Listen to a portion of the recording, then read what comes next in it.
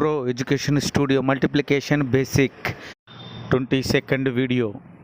మల్టిప్లికాండా మల్టిప్లేయరా ఈ రెండింటిని చూసుకొని ఈ రెండిట్లో మనకు ఎక్స్పెండ్ చేసుకోవడానికి ఏది ఈజీగా ఉంటుందో దాన్ని సెలెక్ట్ చేసుకోవాలి. ఇప్పుడు ఇక్కడ ఉన్న ప్రాసెస్లో మనకు ఈజీగా ఉన్నది మల్టిప్లికాండ్. ఇప్పుడు మల్టిప్లికాండ్ని మనము ఎక్స్పెండ్ చేసుకుందాం.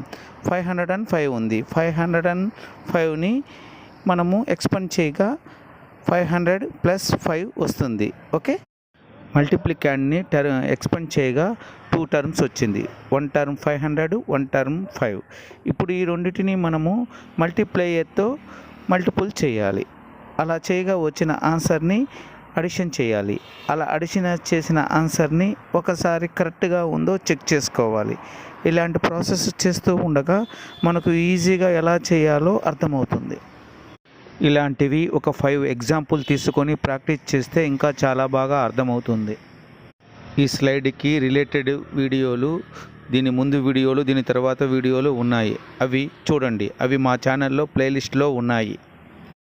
మా వీడియోలు మీకు రివిజన్ నోట్స్ లాగా ఉపయోగపడతాయి. రివిజన్ నోట్స్పై ఆధారపడి చదువుకునే పిల్లలకు మా వీడియోలు ఎంతో సహకరిస్తాయి.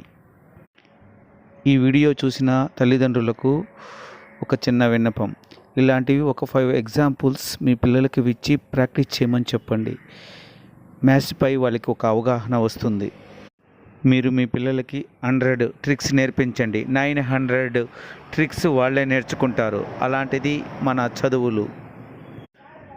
పేరెంట్స్ చెబితే పిల్లలు వింటారు. వినకపోయినా వినేలా తల్లిదండ్రులు ప్రయత్నం చేయాలి.